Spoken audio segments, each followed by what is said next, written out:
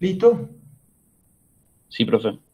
Bueno, vamos a ver ahora la parte dentro de lo que es el ciclo del agua, vamos a ver la parte de precipitación, después veremos evapotranspiración y con eso más o menos completaremos como para el primer parcial en cuanto a la temática. Lo que queremos hacer notar que el agua tiene la característica de existir en sus tres estados, por lo menos en el planeta. Sabemos que en el planeta existen masas de hielo, hay vapor de agua en la atmósfera, y también en forma sólida o líquida, perdón, en los mares, en lagos, etcétera, inclusive en las nubes. Entonces, es la única sustancia que está así en sus tres estados en el planeta. Ustedes saben que cumple un ciclo, que ya hablamos de ese ciclo, pero lo importante es que al cumplir ese ciclo, fundamentalmente, lo que hace es liberar y absorber muchísima cantidad de energía por la cual se producen los procesos o adquiere de ahí la energía para que los procesos meteorológicos sucedan. Entonces, en el ciclo del agua se va a ver mucha evaporación en cuanto al agua que existe en los mares, en los lagos, en los ríos, evapotranspiración por parte de los lugares donde tenemos vegetación y que para poder evaporarse absorbe energía y la libera en altura para poder condensarse. Y así va cumpliendo todo un ciclo que va entregando en general cuando precipita el agua en forma más pura. ¿Sí? En general, cuando se evapora, lo que hace es dejar atrás sales, minerales, desechos, etc. ¿Sí? Los núcleos de condensación o la superficie sobre la cual se formó el agua líquida. Entonces, ¿de dónde proviene el agua, digamos así? Que se evapora, obviamente, el 80% de la masa oceánica, porque tenemos la mayor cantidad, digamos así, de agua de ahí, ¿sí? Solamente en los lugares más fríos es mucho más difícil evaporar. Pero en los lugares más cálidos lo que hace es evaporar mucha cantidad y al evaporar va a dejar la mayoría de las sales.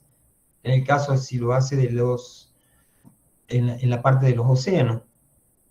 Y el 20% en la parte de los continentes, obviamente, donde existe mayor energía para que está relacionado esos lugares con los trópicos, donde existen, como les decía, mayor energía para poder producirse este proceso. En general, el vapor de agua, si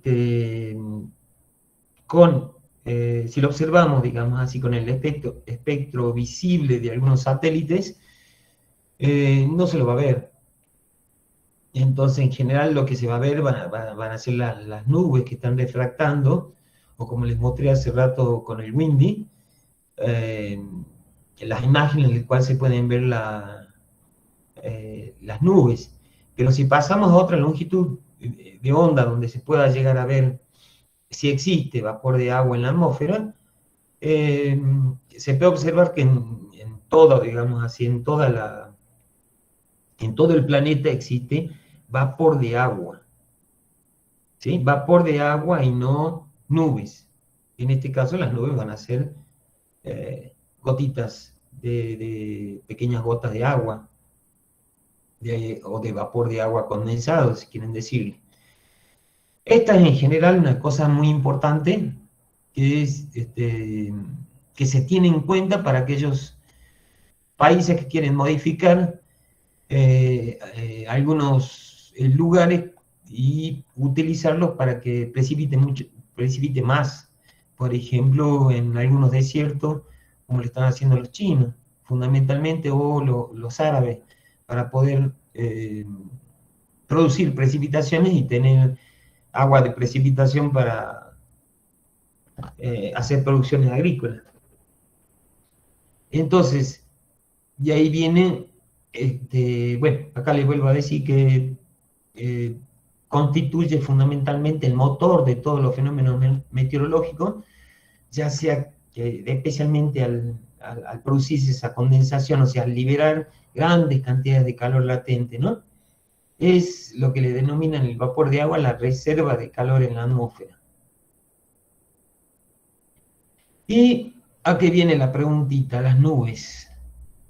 ¿Qué son las nubes? ¿Cómo las podríamos definir? ¿Alguien, digamos así, por criterio propio lo puede hacer?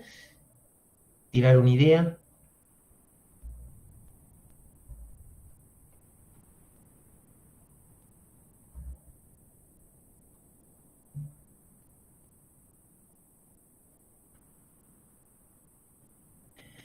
Bueno, vamos a poner que las nubes son, en cierta forma, masas de aire que tienen vapor de agua condensado, obviamente en forma de agua líquida, agua subenfriada, o sea, la temperatura de esa agua está por debajo del 0 grados, mucho más por debajo del 0 grados, sin embargo se encuentra como, como agua, cristales de hielo y vapor de agua, o sea que ahí va a tener casi todas las formas, ¿no?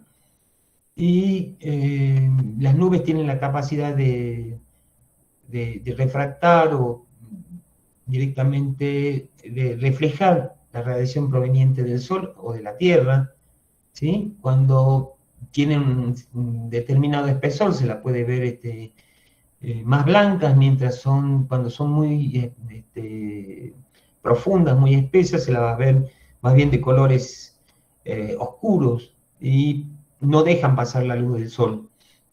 Y el contenido de humedad, digamos así, ahí va a ser tal que no deja pasar la luz del sol. De acuerdo, como es vapor de agua, va a refractar y va a provocar algunos colores, especialmente al atardecer o al amanecer, de acuerdo al ángulo con el que ingresa el sol, ¿no? Entonces, las nubes es agua líquida, hielo y agua subenfriada. Ahora,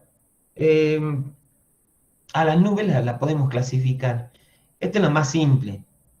Existen otras formas de clasificar que no me interesa que sepan el dibujito de la nube ni nada por el estilo. Eso es más bien para un meteorólogo, la curiosidad que puedan llegar a tener ustedes. Y de acuerdo al aspecto físico se las puede clasificar en 4 familias. Y de acuerdo a la altura de la base de la nube. Y vemos que las más altas son los que se conocen como cirrus, como son tan altas y la temperatura es tan baja, lo que se va a producir justamente son cristales de hielo, y al producirse cristales de hielo lo que tienen es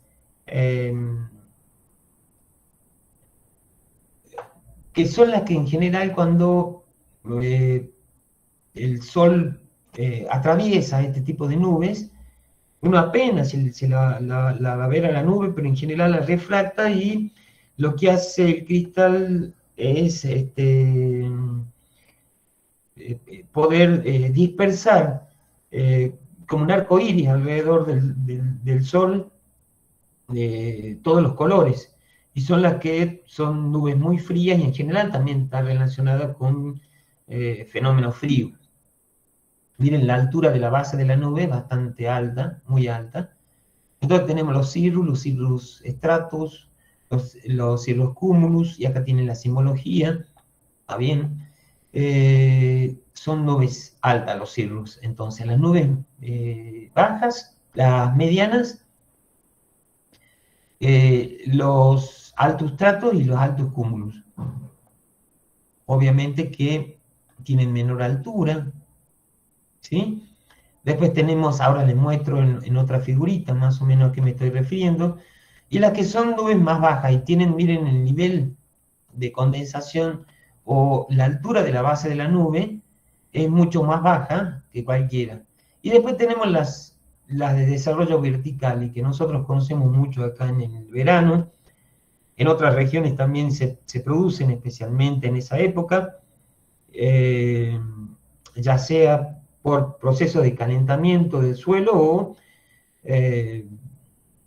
procesos frontales. Y esos son los que llamamos cumulus nimbus. Acá observamos esto en el verano mucho. Y van a ver que son nubes que, más allá de que la base esté bastante baja, la altura a la que pueden llegar es variable, pero es muy alta. Puede llegar entre 18 kilómetros en el Ecuador hasta 10 kilómetros más o menos, que puede abarcar casi toda la troposfera, toda la primera capa de la atmósfera. Acá tengo más o menos un dibujito de lo que son este tipo de nubes. Acá tenemos los cirrus, como le mostraba. Entonces estas son las que más altas están. En general son cristales de hielo. Después tenemos acá esta parte también van a ser cirrus, ¿sí? Y los altus, o los altos, cúmulos o estratos. ¿Está bien? Y los cúmulos, que en general están relacionados con, le dicen así entre comillas, procesos de buen tiempo, donde el día que tenemos este tipo de nube, vamos a tener en general, vamos a estar parcialmente nublados, digamos. No va a ser totalmente nublado, pero también va a dar lugar a un proceso previo a una precipitación posible. Y estas otras de desarrollo vertical, como ustedes ven, son enormes, producen grandes precipitaciones, altas precipitaciones con gran intensidad, y pueden llegar a producir granizo especialmente. Ahora,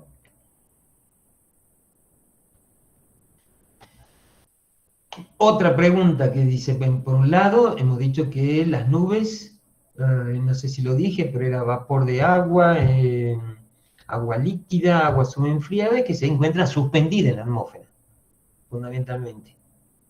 Mientras que la precipitación es cuando ya el agua que se condensó o se congeló, precipita, cae sobre la superficie terrestre, ya sea en estado líquido o en estado sólido. ¿Sí? Para ello, y yo ya le hablé esta parte, para que se produzca condensación del vapor de agua, había que tener una serie de requisitos. Primero, que haya obviamente humedad en la atmósfera o cantidad de vapor de agua que se pueda condensar. Después, que se produzca una disminución de la temperatura para que se pueda justamente llegar a la temperatura que se llama de rocío, y una superficie sobre la cual se pueda condensar ese vapor de agua. Esas pequeñas superficies se las denomina núcleos de condensación. ¿Hasta acá bien? Solo hemos definido hasta acá que tenemos que el vapor de agua se caracteriza por, o el agua en general se caracteriza por estar en el planeta en sus tres estados, que es fundamentalmente el motor de los procesos meteorológicos, a través especialmente de la condensación o la liberación o absorción también del calor latente. Y después hemos visto qué son las nubes y hemos clasificado. Y ahora hablamos de la parte de precipitación.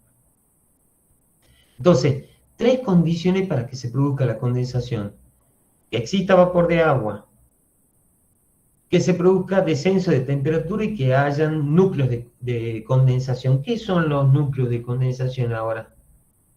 Los núcleos de condensación son pequeñas partículas que se encuentran en la atmósfera, obviamente no son visibles a los humanos, pero ya sean que pueden ser de origen humano, antrópico, o puede ser de origen natural.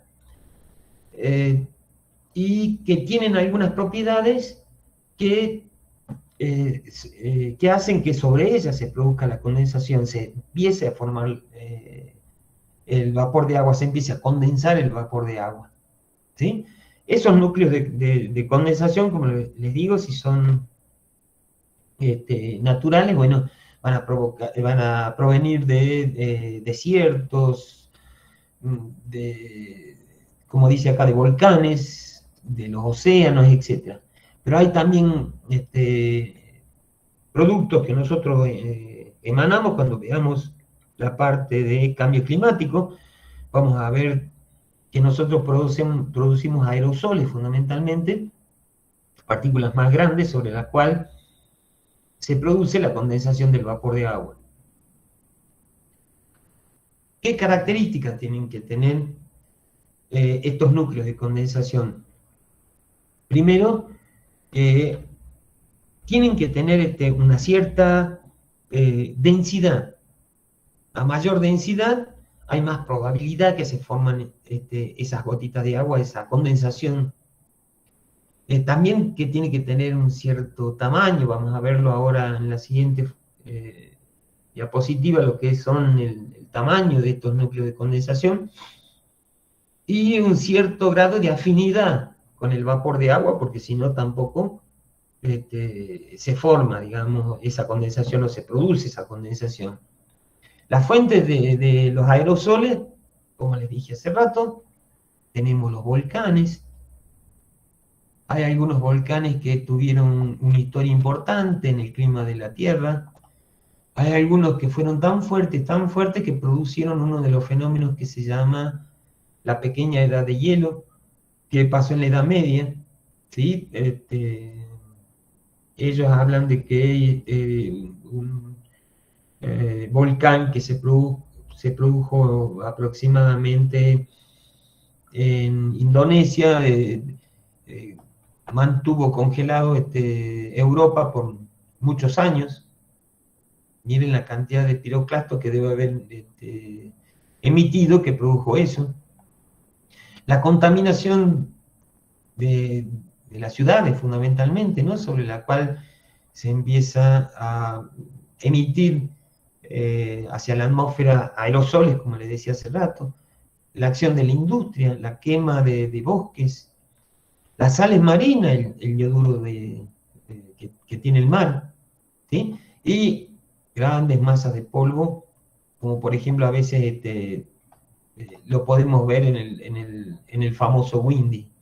Miren, hay un proceso por el cual nosotros tenemos precipitaciones, que es cuando se levanta una gran cantidad por los vientos, obviamente, de la región, gran cantidad de polvo en la atmósfera, cuando los vientos inciden sobre el Sahara, hacen que al cruzar el Atlántico se cargan de humedad, producen nubes, producen primero obviamente la condensación, nubes, y precipitan sobre el Amazonas, o llegan inclusive a tener incidencia las precipitaciones hasta el sur de la provincia de Buenos Aires.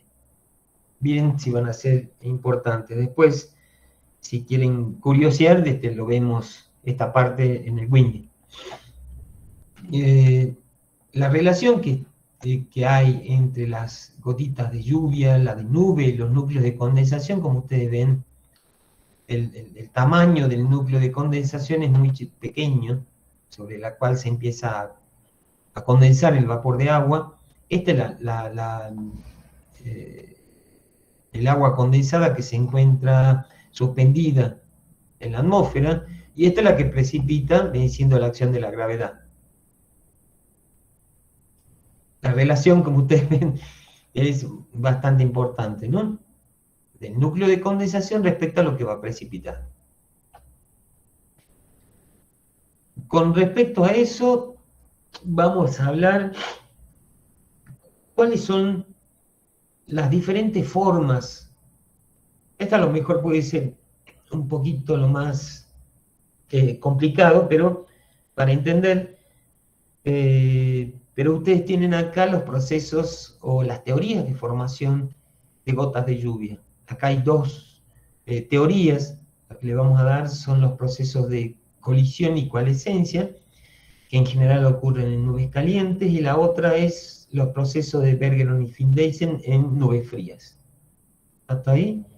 Nubes calientes, nubes frías, colisión, ya se están dando cuenta, le está diciendo que están chocando, y coalescencia. Esto se produce en nubes calientes y en nubes frías. O sea, ¿a qué se conoce primero como nubes calientes y a qué se conoce como nubes frías? Nubes frías son aquellas donde la temperatura de la base de la nube, o directamente toda la nube, presenta temperaturas por debajo del 0 grado. Como ven acá, la temperatura de la base está a menos 10 grados, arriba la parte más alta o la parte superior tiene menos 15, pero en las nubes que se denominan calientes, la temperatura de la base puede estar por encima del 0 grado, y recién el 0 grado cercana, digamos así, en cuanto a la base, pero no en la base exactamente. La base va a tener más temperatura que el 0 grado, por encima del 0 grado, ¿sí? Y la temperatura a la cual va a llegar posiblemente es mucho mayor que en el caso de las nubes frías. ¿Está bien? Esas son las características, lo que son nubes frías y nubes cálidas, o nubes calientes. Entonces, una vez definido esto, empezamos por estas dos teorías. Tenemos el proceso de colisión y coalescencia, que ha sido el más estudiado. En general, estos dos procesos después también se combinan, o están tratando de combinar. Todo esto implica física de la atmósfera, que no vamos a ver. Solamente vamos a ver un argumento, pequeños argumentos para decir, bueno, estos procesos se basan en tal cosa. Primero, como hemos dicho, si estos procesos en general ocurren en nubes cálidas, predominan en regiones tropicales, y cuando ocurren en las latitudes medias, o sea, 30 grados, 35, etc., se produce especialmente en la estación cálida. ¿Sí? ¿En qué consiste el proceso? En tener una gran gota que se denomina colectora, que posee una cierta velocidad y va colectando las otras gotas más pequeñas al producirse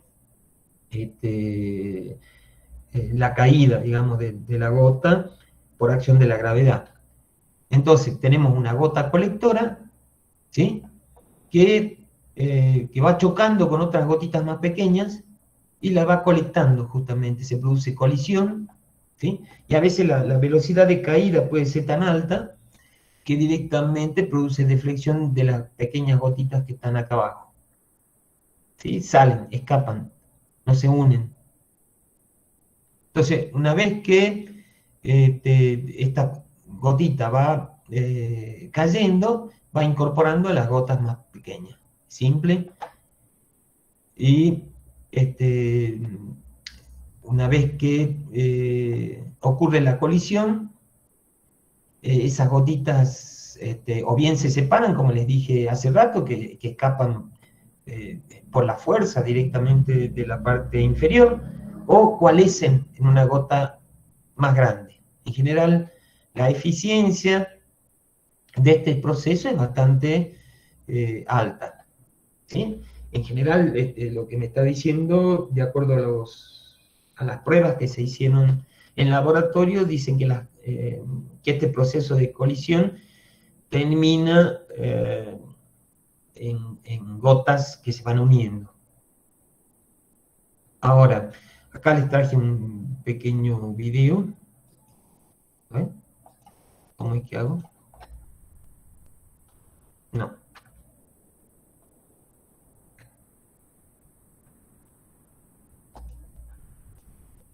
Para arrancarlo.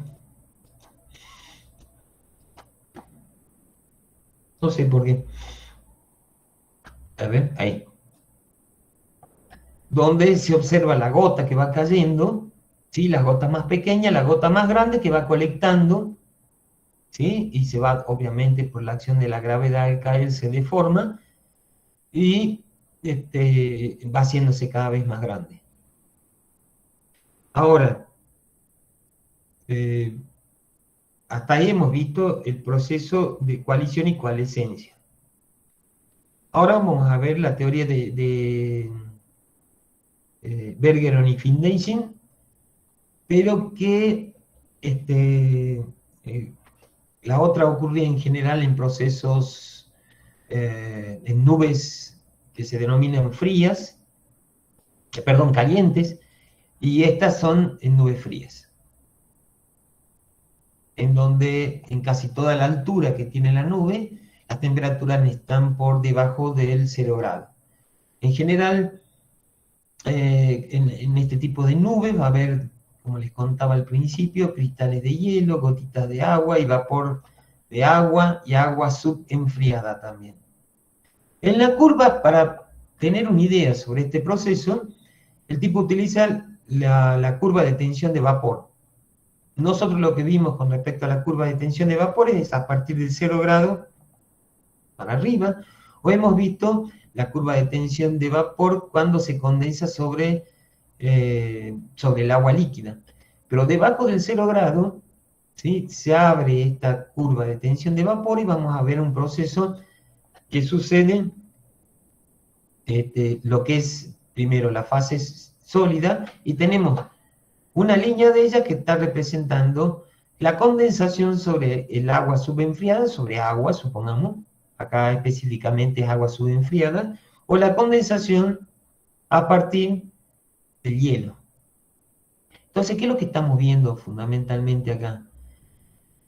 Si queremos encontrar el punto de rocío, o a partir de la cual se empieza a producir esa condensación, lo que vamos a ver primero es que del vapor de agua que tenemos en esta parte baja, vapor de agua, una masa de aire que se encuentra acá, ¿sí? Se va a condensar, a llegar a una cierta temperatura, y lo que primero va a encontrar es el proceso de condensación sobre el hielo, ¿sí? Que en este caso se va a solidificar. De vapor va a pasar a sólido directamente. Entonces, ahí tengo el dibujito, y lo que pasa, como ustedes ven, primero lo que va a ocurrir es que va a encontrar esta curva sobre el hielo a menor temperatura que sobre el agua. Por lo tanto, es posible que directamente acá el vapor de agua pase a hielo directamente antes de pasar a agua. Antes que llegue a agua. Directamente se va a congelar, ¿sí? El vapor de agua, y no va a pasar a gota líquida. Entonces, la tensión de vapor de saturación respecto al hielo, ¿por qué ocurre esto? ¿Sí? La tensión de vapor de saturación con respecto al hielo es menor que la del agua, ¿sí? A esa misma temperatura. Acá, si subimos, vamos a ver que es menor, ¿sí? Para esa misma temperatura. Entonces, cuando hay agua y hielo presente, el vapor se deposita directamente sobre el hielo. Los cristales de hielo, ¿qué es lo que pasar? Van a ir creciendo, a expensas de las gotitas de agua que están subenfriadas. Para esquematizar de otra forma este proceso, nosotros vemos que lo que ocurre es lo siguiente. Si tenemos presencia de cristales de hielo, y acá en este caso vapor de agua y agua líquida, lo que va a hacer es que el vapor de agua va a migrar, ¿sí?, directamente hacia el cristal de hielo. Se va a ir haciendo la gota de agua cada vez más pequeña y el cristal de hielo cada vez más grande. Pero esto no explica suficientemente todo para que se pueda producir precipitación, inclusive una vez que se han producido los cristales de hielo, o sea, en precipitación en forma sólida. Entonces, lo que se produce al principio es lo que se denomina la acreción, o sea, que el agua líquida se congela sobre los cristales de hielo. Pero posteriormente se produce la unión de esos cristales de hielo para que tengan un tamaño suficiente como para que venzan la fuerza de gravedad y puedan precipitar en forma sólida en este caso. Entonces, en el proceso de Bergeron y Findeisen, lo que ocurre es un proceso de acreción y un proceso de agregación. El proceso de acreción está relacionado con la curva de tensión de vapor de saturación debajo del 0 grado, donde es mucho más fácil que primero el agua se congele, ¿sí?, antes que se condense, antes que se produzca agua líquida. O sea, el vapor de agua va a llegar primero a congelarse que a formar agua líquida. Y posteriormente se va a producir agregación de los cristales de hielo y van a tener un tamaño suficiente como para precipitar. Entonces, otra vez este mismo dibujito, que como siempre voy a tener problemas. Ahí está. Y como ven ahí el proceso, ahí se le está haciendo, se está produciendo directamente agregación, aumenta el tamaño del cristal y así puede llegar a precipitar. A veces puede ser que la temperatura entre el momento en que el cristal de hielo sale de la nube hasta que llega al suelo es mayor a 0 y que generalmente llega lo que le diría un cantante la gota fría. Y ¿por qué? Porque se derrite el cristal nuevamente y cae como agua líquida. ¿Sí? Y a veces nosotros notamos que la gota de agua que cayó es fría, decimos. Entonces es porque seguramente antes estuvo congelada. ¿Hasta ahí está bien? Sí, profe, perfecto. ¿Sí? Bueno. Preguntitas me van escribiendo. Yo lo que le quería mostrar, lo que me falta son, antes de entrar en esta parte, yo le quería mostrar, ¿qué hora es, perdón? Son las 10:42, profe. Ah, tengo tiempo así para ver esto. Hoy no va a ser tan larga, así que por eso quiero mostrar esto. Lo que estábamos viendo del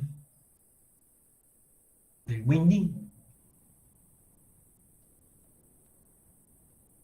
¿Lo ven, no, chicos?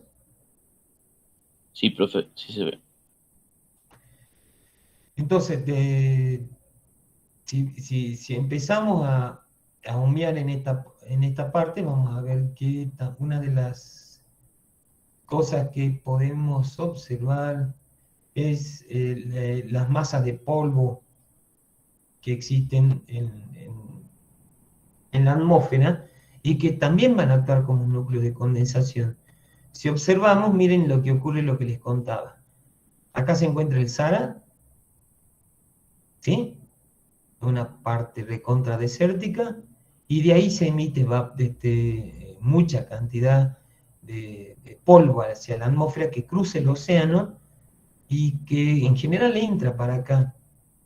Se produce una baja acá en Sudamérica, y al pasar por el Atlántico hay tanta cantidad de vapor de agua que obviamente lo que se va a producir es que se condense sobre esas pequeñas partículas que son enviadas desde esta región, forme nubes y precipite, y al chocar al encontrarse con la cordillera de los Andes, hace toda una vuelta, ¿sí?, que ingresa inclusive hasta el sur de la provincia de Buenos Aires.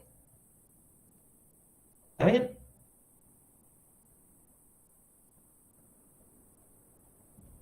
Perfecto, perfecto, Inge. Bueno, volvamos a la... Yo me entusiasmo con esta parte.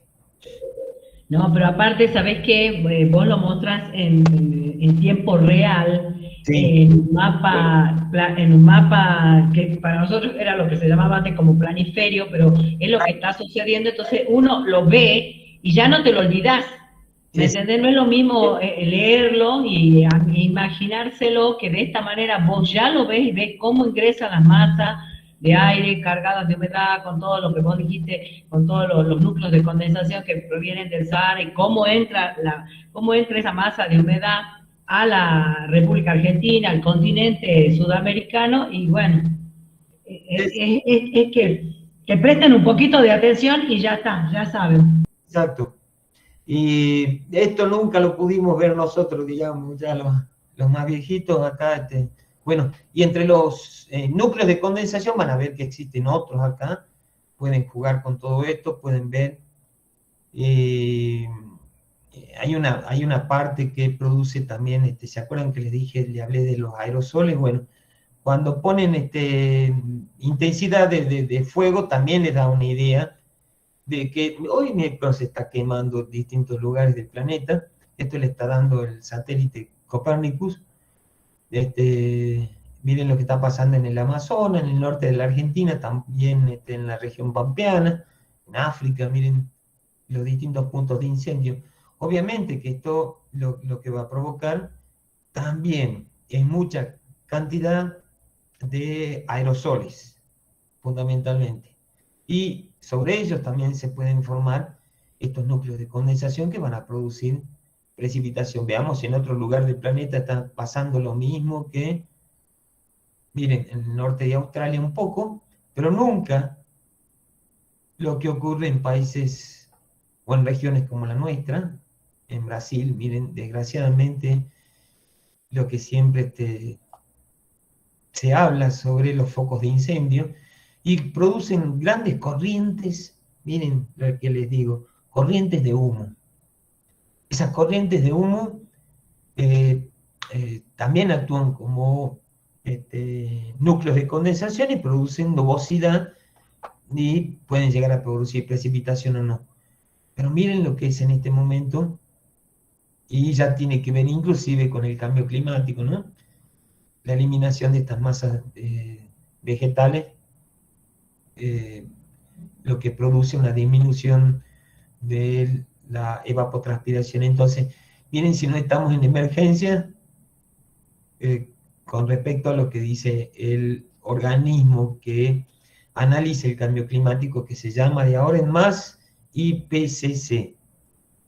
IPCC, Panel Intergubernamental de Cambio Climático. Vamos a seguir un poquitito la clase, después hacemos un pequeño descanso. ¿Está bien hasta ahí? ¿Se ve? Sí, profe. Bien. Tenemos los tipos de precipitación. Como ustedes ven acá, pueden ir desde la llovizna hasta la nieve o el granizo, o sea, desde el agua líquida hasta el agua sólida. De acuerdo al tipo de precipitación, tanto la llovizna como la lluvia son... no les voy a repetir las características que tienen en general, porque eso lo tienen en los apuntes que le dejamos nosotros. Entonces, ahí tienen todas las características cuando es llovizna, ¿sí? Que en general va a depender, digamos así, el tamaño de la gota, si va a tener mucha energía o no va a tener mucha energía, si va a servir para el agro o no va a servir para el agro, fundamentalmente. La que menos sirve en este caso son estas, que en general es tanta la cantidad de agua que produce, que en general produce escurrimiento y poca infiltración. Y lo que nosotros necesitamos para el agro en general tiene que ver con que el agua penetre al suelo, ¿sí? Y mantenga esa agua en las partes, digamos, donde tenemos densidad radicular. Y después tenemos estas otras que vamos a ver en una parte que la denominamos adversidades, y vamos a hablar un poquito del granizo, que ocurre o que tenemos tanta propaganda acá en nuestra provincia. Y la parte de nieve, que eventualmente tenemos esta fotito, es de un diario también, si no veo mal, debe ser en Reyes, por ahí, o ya, ustedes saben que también. Sí, deben ser las termas de Reyes, Rafi, debe ser del diario El Tributo. Exacto, ahí dice hasta Jujuy, si no veo mal.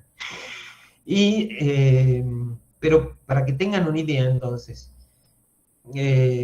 va desde llovizna, la lluvia, que es de mayor intensidad, hasta los chaparrones, o como le dicen los españoles, los chubascos, y las lluvias sólidas. Ahora, ¿cuáles son los mecanismos de ascenso de aire que pueden llegar a producir precipitación? Existen varios. Entonces, primero puede ser por convección.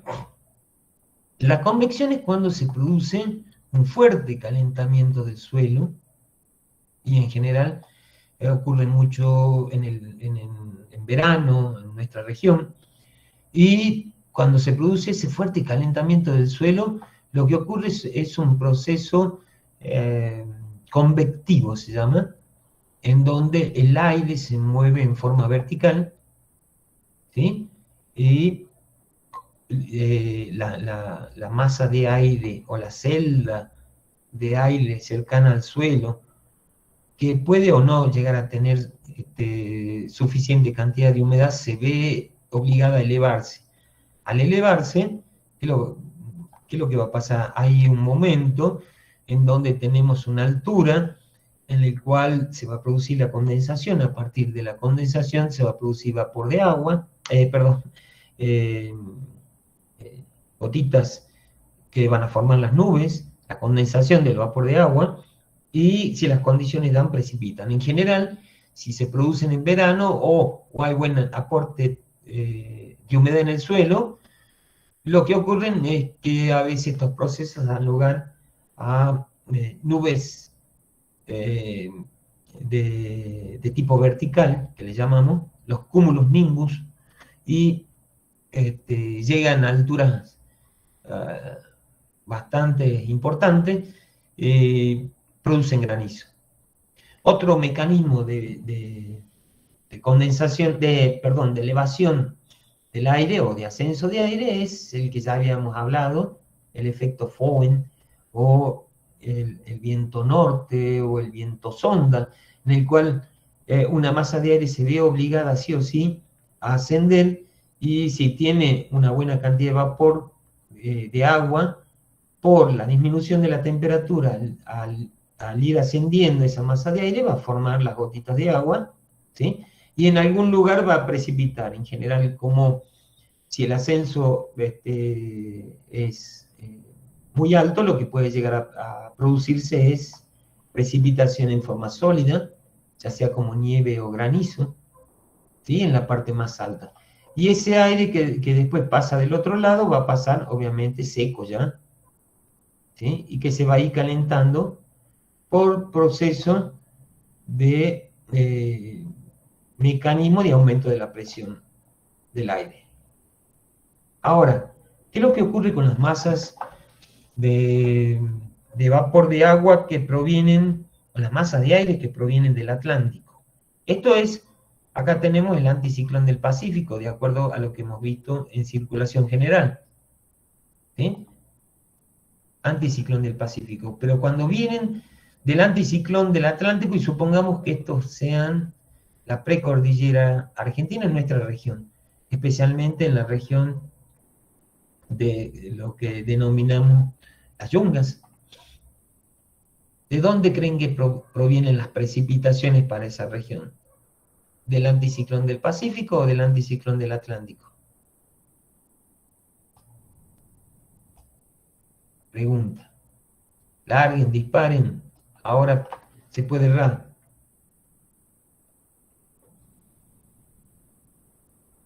¿Del Atlántico, profe? De vuelta, discúlpame, no te escuché bien. ¿Del Atlántico, profe? Muy bien, exactamente, del Atlántico. Entonces, ese vapor de agua va a ser el mismo, va a ser lo mismo, digamos. No va a tener más que cuando llega a ascender, no sé por qué me hace esa línea, asciende, si las condiciones van de acuerdo a la temperatura, se produce condensación y posteriormente precipitación, formándose distintos estratos vegetales en los cuales algunos va a constituir la selva. Otro mecanismo es cuando se forma un centro de baja presión. Nosotros en el país tenemos un centro de baja presión que se intensifica en el verano. Especialmente es la baja del noroeste argentino. Anoten eso, baja del noroeste argentino. Cuando veamos clima argentino, ahí vamos a ver bien la baja del noroeste argentino, pero acá tenemos un ejemplito. La baja presión, ¿qué características tenía? Es que es convergente en la parte de abajo, ¿sí? Y se ve obligada, el mismo proceso acá, acá convergen las masas de aire y se elevan. Al elevarse esa masa de aire, puede ser que una tenga suficiente vapor de agua como para, cuando se eleve, forman nubes y las condiciones se dan, precipitan. En general, este proceso de la baja presión, que absorben las masas, las características de las masas de aire, va a producir también cambio de tiempo, fundamentalmente nubosidad, va a estar asociado a nubosidad. Cada vez que se produce lo que le llamamos el viento norte, el viento sonda, lo que ocurre posteriormente es un proceso de baja presión. El proceso de baja presión está diciendo, bueno, va a venir una masa de aire proveniente de un lado que posiblemente sea muy seca y otra que sea mucho más fría y que tenga un cierto contenido de humedad o no, ¿sí? Y va a hacer que esas masas en su encuentro tengan que ascender. Y al ascender, producen en general lloviznas, si son frontales, ¿no? Y acá tenemos el típico ejemplo de ese encuentro de masa de aire, que son los frentes, ¿sí? Que ya hemos hablado, que en general va a estar relacionado con un punto, a ver en dónde me encuentro. Si me encuentro acá, estamos bajo un frente frío, la acción de un frente frío, y de acuerdo a la masa de aire que prevalezca sobre la otra, va a ser ha pasado o estamos frente a la acción de un frente frío o cálido. La característica es que cuando avanza un frente frío, es que el frente frío tiene una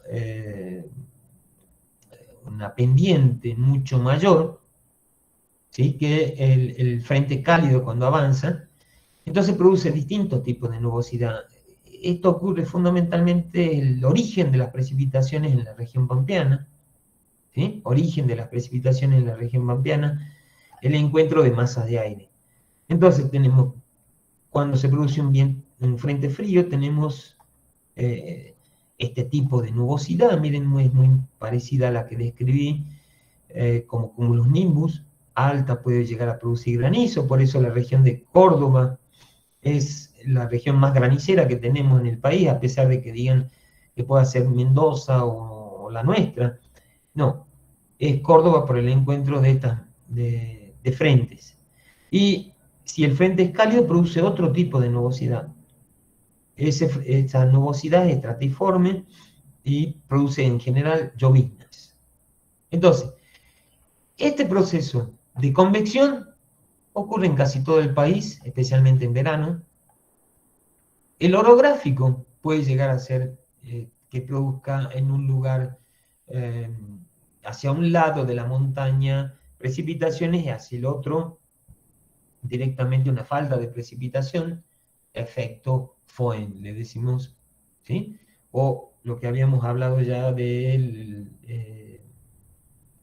viento sonda, del viento norte.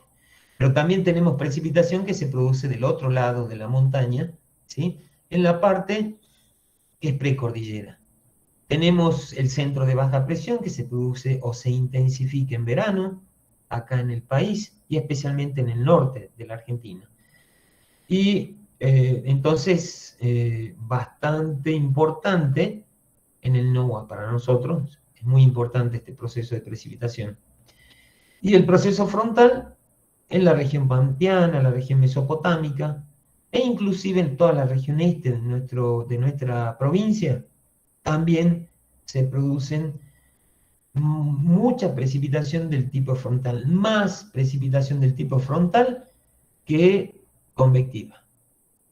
Sin embargo, el mayor volumen de precipitación provienen de las precipitaciones del tipo convectiva. ¿Se entendió, please? Todo esto lo vamos a ir. Yo te hago una pregunta. Este mal tiempo que tenemos ahora es debido a esta parte de la convención de frentes, ¿verdad? Porque el sábado, viste que el domingo hacía calor, inclusive por algunos momentos parecía que hubiera soplado como viento norte, y después el lunes ya estuvo frío y comenzó a lloviznar, igual que ayer martes. Es debido a este tipo, ¿verdad? La precipitación ha sido bastante suave, entonces es característico más bien de cuando llega un frente, ¿no? Luego de haberse producido y dejado un centro de baja presión, entonces ahí atrae a las masas de aire provenientes del sur. Es más bien frontal, digamos, ¿no? Lo que se haya producido. Perfecto, perfecto. Sí, es para que los chicos también tomen atención de la situación sinóptica que tienen todos los días. Ahora, o sea, porque estamos ahora con nublado, ayer ha llovinado un poquito. Es para que presten atención de ese tipo de cosas, de procesos que les enseñamos para que vayan sabiendo y si también sean multiplicadores de conceptos para con sus padres, con sus vecinos, con sus amigos. Totalmente. ¿Quién también quería preguntar?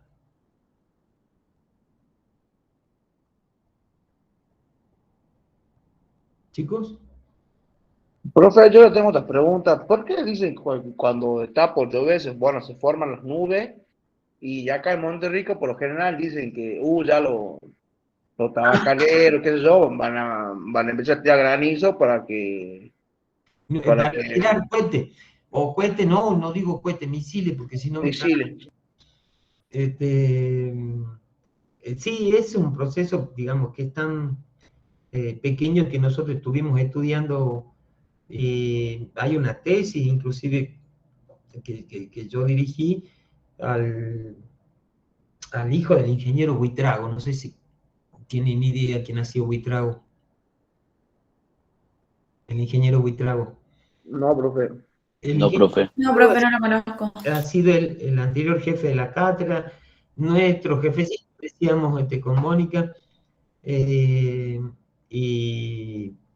él hacía mucho hincapié que la lucha antigranizo no modificaba el clima. Tenés que sembrar demasiados núcleos de condensación. Demasiado, al contrario. Lo que haces es que al sembrar mayor superficie sobre la cual se pueda condensar el vapor de agua, lo que estás haciendo es que el granizo que se forme en esas nubes sea en mayor cantidad y al caer, al precipitar, al vencer la gravedad, no produzca tanto daño como si no sembras se producen granizos con pocos núcleos de condensación. Si son pocos los núcleos de condensación, imagínense en un granizo grande. Ahora, si hay mucha superficie sobre la cual se puede formar, ¿sí? El granizo va a tener, bueno, voy para allá o voy para la otra superficie o al otro núcleo de condensación. Entonces, para eso hemos visto qué es lo que pasaba en el momento en que se hacía la lucha antigranizo y hemos hecho una comparación de las precipitaciones en el mismo lugar antes de la lucha antigranizo y después de la lucha antigranizo. Y para asombro nuestro, vemos que hay una tendencia positiva en las precipitaciones después de la lucha antigranizo. No de disminución de las precipitaciones como en general se habla. Y eso Mónica salió a comunicar inclusive hace poquito, diciendo que la incidencia de la lucha antigranizo no es, digamos, suficiente, al contrario, trae una tendencia en aumento, muy pequeña, pero trae una tendencia en aumento. ¿Sí, chicos? Meta, pregunten ahora, pregunten todo. Porque acá en Monterrico, profe, muchos dicen que ¿cómo quiere que llueva si tiran los misiles? Claro. Los misiles no dejan que llueva. Claro. Es el argumento, digamos así, que a veces dan para que no llueva, pero ¿por qué no llueve a veces, digamos, en la época que un productor quiere que llueva? Entonces, en realidad, como te digo, lo que hicimos es comparar qué pasaba antes y después de la lucha antigranizo con respecto a la precipitación. Y al contrario, después de la lucha antigranizo tenemos aumento de la precipitación, una tendencia muy pequeña, pero hay aumento, no hay disminución. El problema es cuando el productor quiere que llueva en un momento que a él le conviene. Ay, va a ser jodido, digamos así, y que, digamos, esa nube que está esperando le produzca precipitación en su campo, ¿no? También están esas condiciones. Ustedes cuando trabajen después con los productores van a ver algunas características humanas que son importantes, que tendrían que ir manejando desde el principio. Ya después se van a dar cuenta. Además, perdón Rafael, además muchos de estos comentarios acerca de la lucha antigranizo o de los productores que dicen que cómo van a querer que llueva, es porque por ahí se lanzan los misiles de la lucha antigranizo, no sé, en octubre, en noviembre, cuando tampoco hay una gran cantidad de humedad en la atmósfera para que se produzcan precipitaciones. Claro. Yo no escucho por ahí que se diga lo mismo en pleno enero, cuando ya la temporada de lluvias está avanzada o ya ha comenzado a llover de forma periódica, ya se están regando los cultivos, se están llenando circulando el agua por los ríos, entonces ya se ve otro panorama, digamos, en cuanto a las lluvias, y los productores no dicen, han tirado la lucha antigranizo en enero y han disipado las lluvias.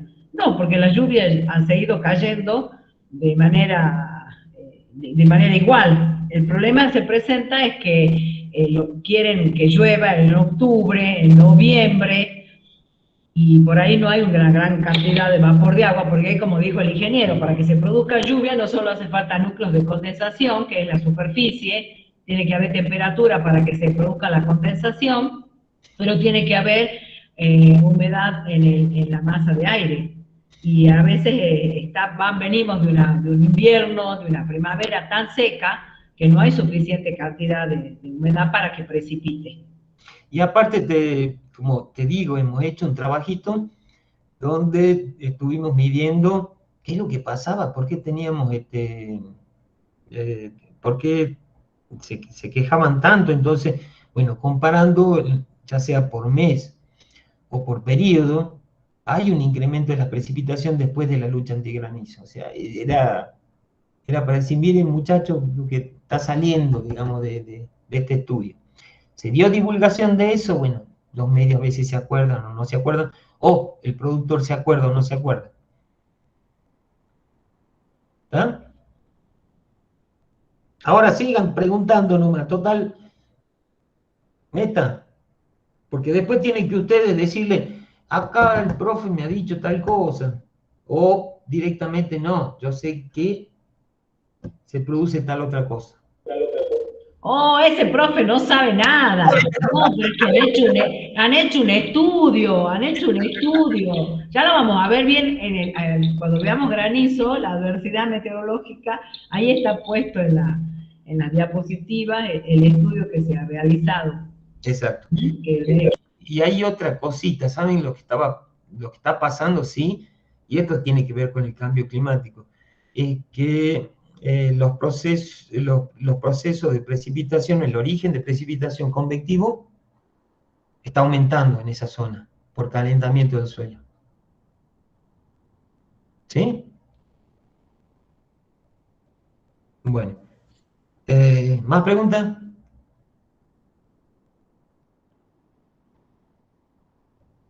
A mí mi papá me ha dicho que no es así. Acá en mi casa decían que disminuían las lluvias, profe, pero yo les expliqué lo que usted había explicado. Sí, ¿qué sabe, hermano? Si yo hace cuánto que vivo acá.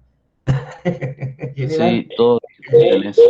Ha cambiado el clima de Jujuy, ya no es como era antes, ya no está esa humedad, pero también lo que había comentado otros estudios, porque los tabacaleros tampoco están muy contentos con ser los culpables de la historia, y también han encargado otros estudios a otros meteorólogos, al doctor Rafi, al doctor Minetti en Tucumán, también ha venido a hacer sus investigaciones, y bueno, él también ha corroborado lo que dice Buitrago Hurtado, y Buitrago Hurtado, los dos Buitragos más el ingeniero Hurtado, porque también él hablaba más que de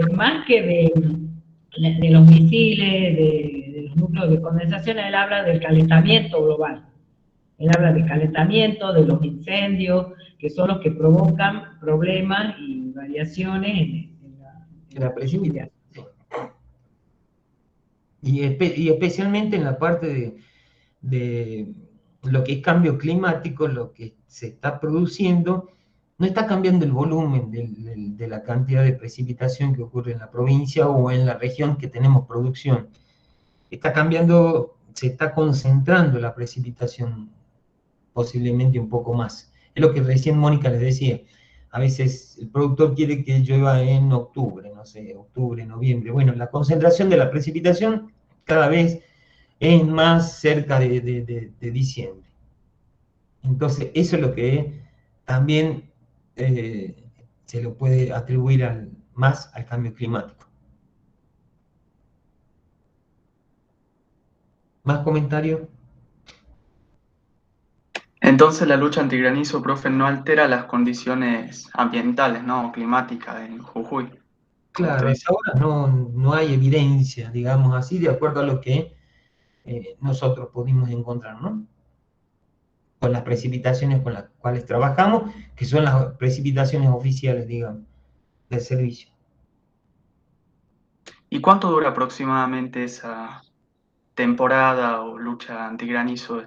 ¿Se da, digamos, durante la primavera hasta verano, así? Claro, primavera en general, octubre, no sé si en febrero, pero si lo siguen haciendo, creo que sí. Eventualmente también no pueden, pero casi todo el tabaco ya se ha cosechado a esa altura, ¿no? Alguien que sea tabacalero de esa región.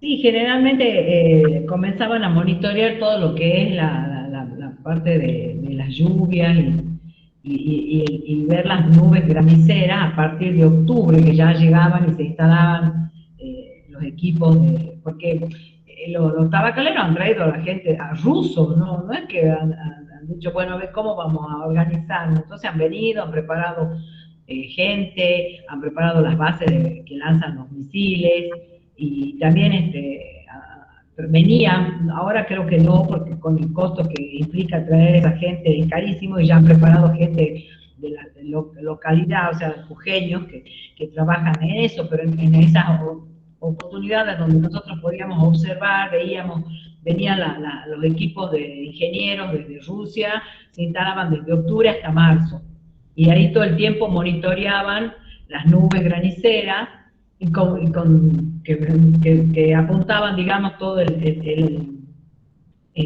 radar hacia el Valle de los Pericos, y por supuesto controlaban qué es lo que pasaba. Pero bueno, sí, es cierto, en octubre por ahí no hay granizadas bravas, y hay otras veces que no pasa nada. ¿Te acuerdas, Rafael, la granizada del 2013? Yo eso no me lo voy a olvidar más, porque en ese era 31 de octubre, que es el día de Halloween, o día de las brujas para nosotras.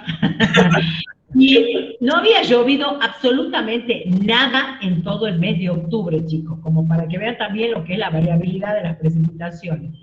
No había llovido absolutamente nada. Y ese 31 de octubre de 2013 se produjo el ingreso de 2 mangas gigantescas de granizo, o sea, nubes graniceras que venían, una desde todo el sector de Caraunco, que afectó Caraunco, y otras que venían desde la zona de La Almona, y que afectó a todo lo que ha sido la ciudad de San Salvador de Jujuy. Y como la lucha antigranizo no puede actuar sobre las ciudades, porque hay todo un protocolo de lanzamiento de esos misiles, etcétera, obviamente el granizo cayó, y los chicos que salían a pedir caramelos, no sé qué, en el shopping, la gente se refugió en el shopping, hubo un viento impresionante, decían de que el granizo le había golpeado a la cúpula del shopping, era una locura, porque los padres salían a buscar a los hijos, la gente por todas las calles. Vos, Rafael, ¿te acordás? Estabas en la cátedra, eran ríos de agua, ríos literales de agua que caían, porque había sido terrible. Y esa granizada fue tan impresionante que, qué sé yo, peló las ligustrinas de los perales, debajo la viña, Santa Rita rota, planta, auto, ramas caídas, un desastre. La cosa que creo que ese día, no sé si había llovido como 150 milímetros, así que ese único día llovió más que el doble de lo que se esperaba, porque octubre tiene que llover 40 milímetros. Así que imagínense, ¿vos te acordás de esa granizada que salías de la cátedra? No sé. Estaba fuera, había salido ya para irme a la casa, y bueno, agarró ahí, no se podía cruzar la calle, era impresionante, se caían las ramas de los árboles. La cosa que produjo tremendos daños materiales, sea casas que son de techos de chapa, imagínense el drama, la rotura, los autos. Las calles, la gente quería cruzar, inclusive me acuerdo que fue todo un drama rescatarla a una señora que quería cruzar a toda costa, y claro, casi la lleva. Si no hubiera quedado agarrada con un auto, se la lleva, desgraciadamente. No saben lo que fue. No saben lo que fue. Ustedes eran muy chicos, así que, pero tremendo. Y se llovió, pero un montón. En un solo día, parece que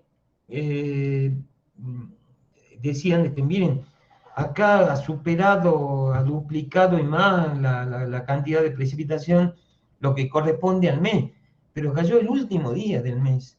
ese es el problema que tienen a veces las precipitaciones mensuales cuando se llevan el registro, ¿no? Porque si esa cantidad de agua se hubiera distribuido bien a lo largo del mes, obviamente hubiera beneficio tanto a la agricultura, no sé, al llenado de los diques, etcétera, pero no, en un solo momento se produjo todo. Bueno, continúo. Profe, ahí hicieron una pregunta sobre la sequía. Sí, Maximiliano Garzón dice, profe, ¿cómo podría ser la sequía de este año? Vi que los diques están disminuyendo y la falta de agua de a poco se nota. exacto. Desgraciadamente hay una tendencia hacia la sequía que venimos desde hace rato y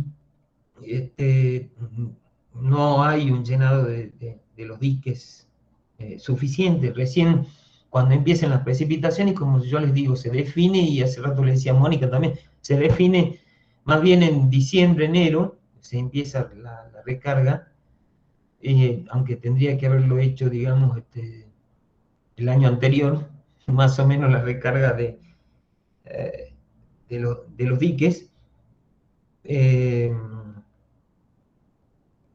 Parece que la sequía va a ser importante, especialmente en todo lo que es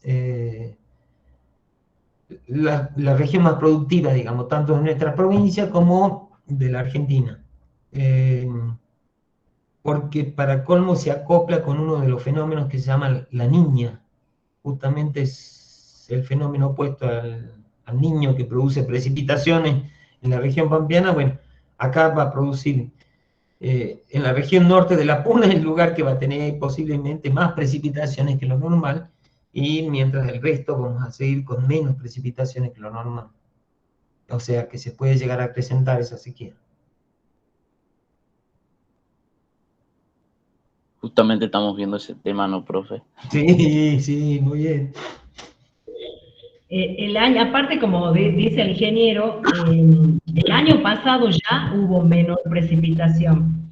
Habíamos hecho una comparación de lo que había llovido de todo lo que era el semestre cálido de 2020, y excepto el mes de marzo, que por ejemplo había llovido 120,9 con respecto a 81,6 que es la media, el resto de los meses había llovido muchísimo menos, casi 200 milímetros menos en lo que va del año. Entonces ya, esto no es que viene de ahora, ya venimos arrastrando una baja en todo lo que es la provisión normal de agua, y si venir también nos toca todo lo que es los fenómenos, como dijo el ingeniero, que nos afectan la niña, esos fenómenos de variabilidad climática, también hace que tengamos menor lluvia, ¿no? Así que bueno, rezando, no sé cómo vamos a hacer, tenemos que cambiar nuestra de la vida para poder cambiar.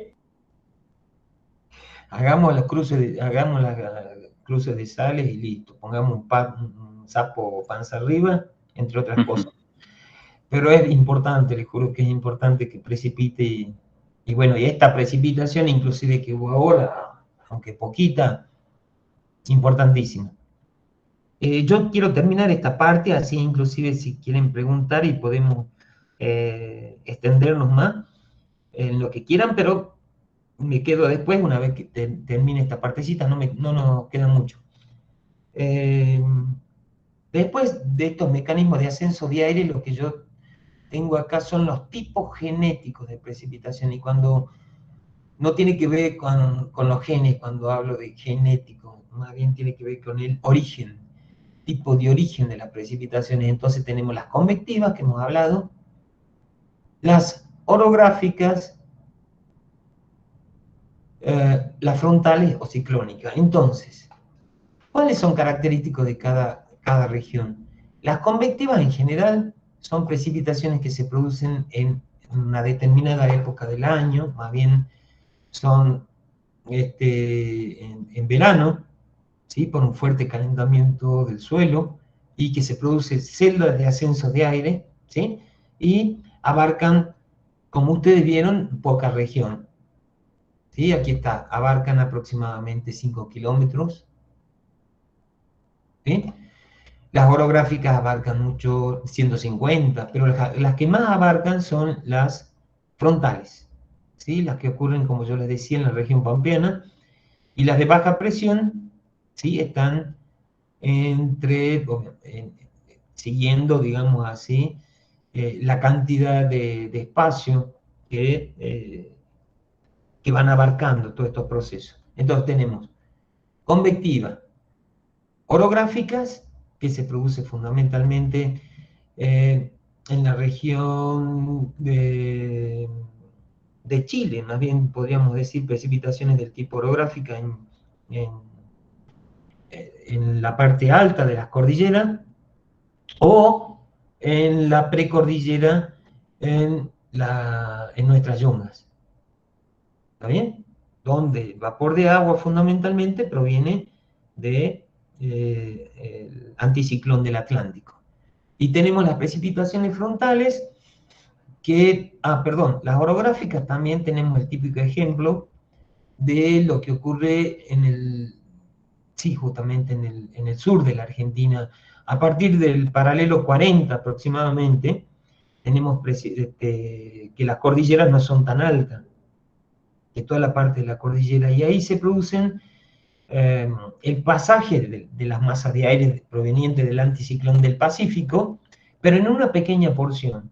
O sea, primero inciden sobre la región chilena, y después tenemos una pequeña porción sobre la Argentina, donde precipitan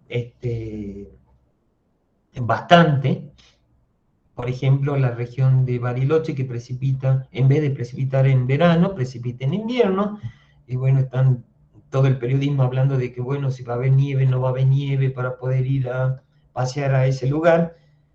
Pero más al sur tenemos lo que es la selva valdiviana,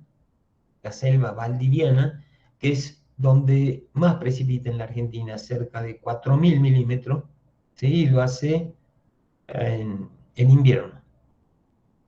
Miren lo que digo, 4.000 milímetros. Bueno, esa región es donde más precipita. Y después tenemos toda esta región, la región que les dije hace rato, pampeana, ¿sí? Como también la mesopotámica, y tenemos precipitaciones frontales, y también podemos incluir las ciclónicas, que es origen en el NOA, también, ¿sí? Aunque los ciclos, digamos, los procesos de baja presión son absolutamente migratorios.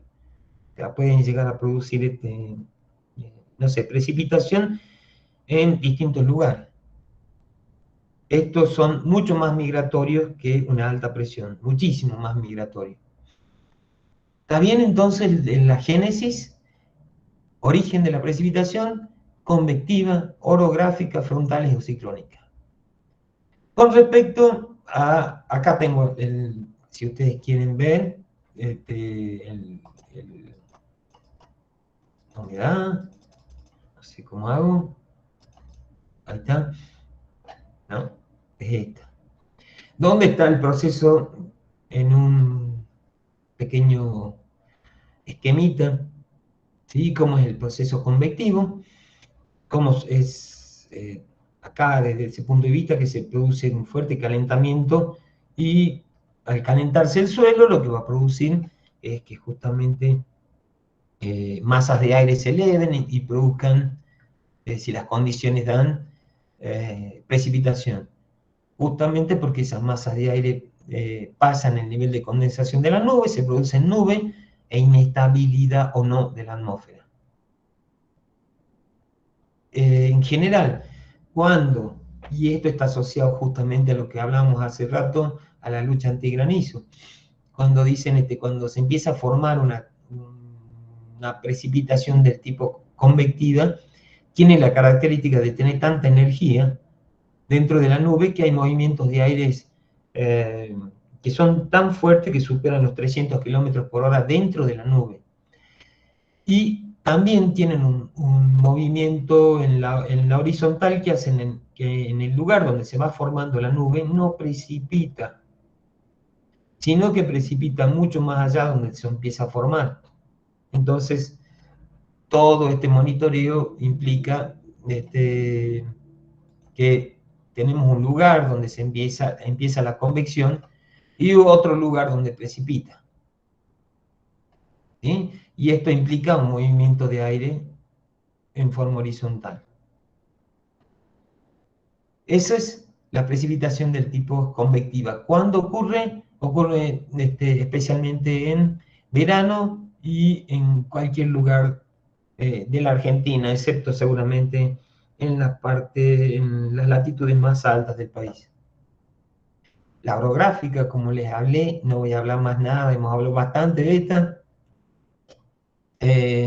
La zona de baja presión, ¿sí? que produce una convergencia de aire en superficie, luego la lleva en altura y produce nubosidad, ¿o no? ¿Sí? Y eso, posible precipitación. Y las frontales, que ya les hablé, ya inclusive le di las características de las masas frontales y creo que es la tercera vez que la ven. Entonces, en realidad va a depender del punto donde se encuentra el observador, si va a ser un frente cálido o un frente frío, de acuerdo a la masa de aire que avance. El tipo de precipitación ya sabemos que va a ser distinto. En el caso del frente frío, sí, tiene la característica esta, que es mucho más pronunciado, más pendiente que un frente cálido. Entonces, el tipo de nubosidad y el tipo de precipitación va a ser distinto. Acá tenemos otro tipo de clasificación de la precipitación. Entonces, tenemos clasificación de acuerdo a su génesis y de acuerdo al régimen o al momento de ocurrencia de las precipitaciones. Entonces, las dividimos en monzónica, en mediterráneas o isohídras. De vuelta. De acuerdo en qué época precipita, la podemos también clasificar a las precipitaciones en tres tipos de ellas. Aquellas que son monzónicas, o estivales, como dice acá, mediterráneas, o en el invierno, o isohídras se distribuyen más o menos pareja a lo largo de todo el año. Entonces, empecemos con las monzónicas. Es cuando la precipitación del semestre cálido es mayor, semestre cálido considerado desde octubre a marzo, ¿sí? Octubre a marzo, sumamos esto. Entonces después hacemos la reglita de 3 simple viendo si la precipitación anual es el 100%, la de estos 6 meses, ¿cuánto representa? Si esta representa más del 80% o el 80%, igual o mayor al 80%, entonces estamos dentro de lo que es un régimen monzónico de precipitación. En realidad este nombre siempre ha sido bastante, que no muy aceptado, porque los monzones son típicamente una característica de la India. Y sin embargo, en este momento ya se está aceptando de que existen ese tipo de fenómeno, el monzón que se produce en la India, que llueve más de 10.000 milímetros de precipitación, en ese momento, en el periodo cálido. Entonces, bueno, lo que se está aceptando es que esto puede ocurrir en otros lugares del mundo. Y entre esos estamos nuestra región.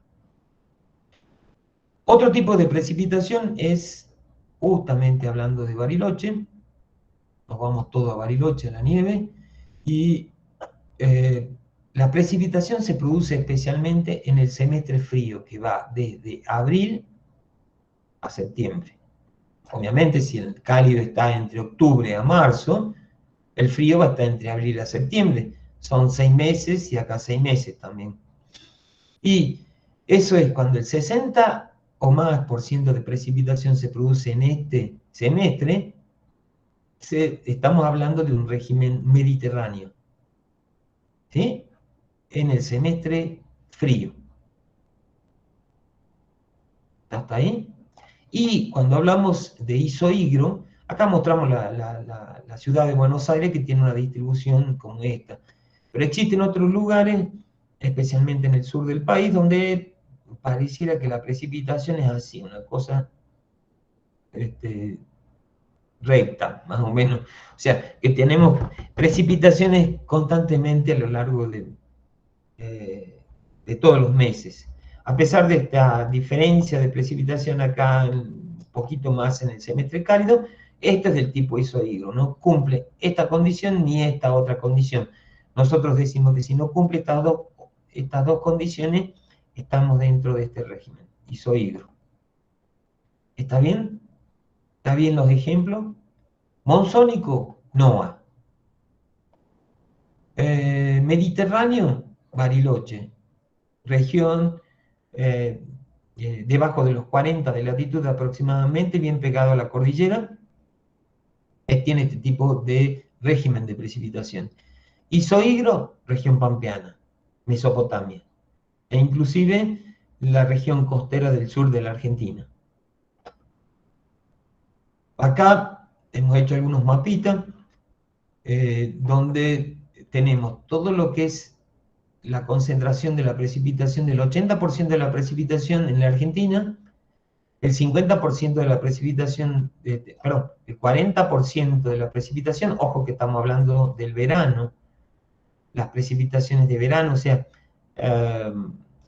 es como estar hablando del semestre cálido concretamente, ¿sí? Esta partecita, 40%, o sea que el 60% va a ser en el otro semestre. Pero ocurre especialmente acá pegadito a la cordillera, donde decimos que tenemos el típico régimen mediterráneo. El típico régimen monzónico acá, en el noroeste argentino, y el resto queda determinado fundamentalmente con que no entra ni en el monzónico ni en el mediterráneo, se le encuentra como isohigro. Típicamente isohigro es esta zona, ¿lo ven? Y acá tenemos una línea de 50. ¿Lo ven? Esto me está dando algunas características del clima de la Argentina, en donde esta región es hasta donde tiene influencia fundamental el anticiclón del Atlántico. El anticiclón del Atlántico. Y esta, desde acá abajo, el anticiclón del Pacífico.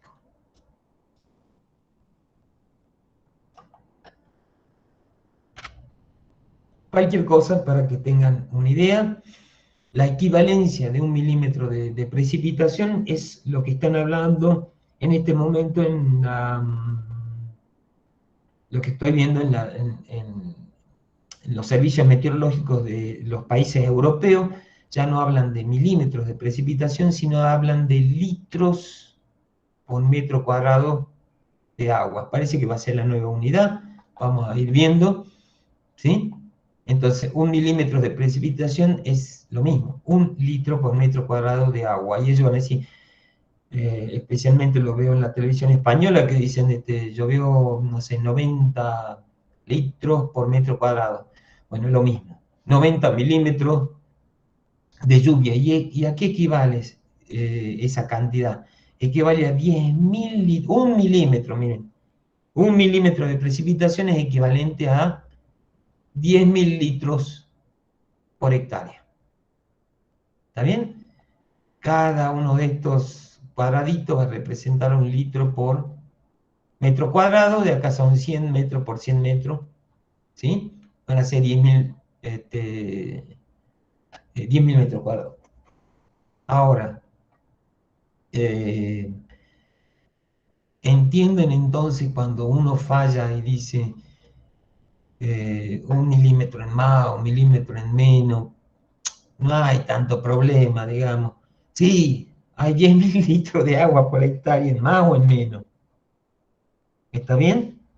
Entonces, este fenómeno, si no es bien medido, también es subestimado o sobreestimado, de acuerdo a como quieran.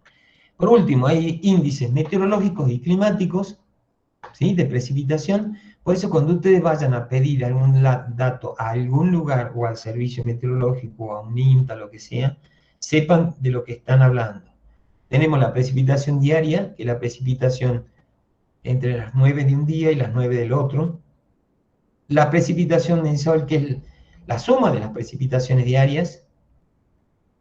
La precipitación anual, que es la suma de las precipitaciones mensuales, o la suma de todas las precipitaciones diarias, también la pueden encontrar. Y también tenemos otro índice meteorológico, que va a ser número de días puede ser por mes, por año, lo que sea, con precipitación. Ya cuando entra la media, ya estamos hablando de un dato climático, y ustedes ya lo han hecho en la primera clase, tienen la precipitación mensual media, la anual media, o el número medio, y acá puede ser anual o mensual, de días con precipitación. Así que bueno, me gustó que me pregunten, hasta acá llegamos, y ya empiecen a estudiar, vayan estudiando bastante. Yo voy a cerrar. Sigamos con los incendios, no me acuerdo qué es lo que le quería mostrar acá, pero por si acaso lo dejo. Así que si tienen alguna duda ahora, le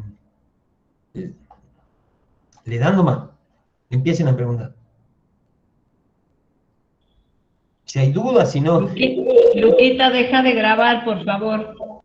Sí, profe, ahora termino. Y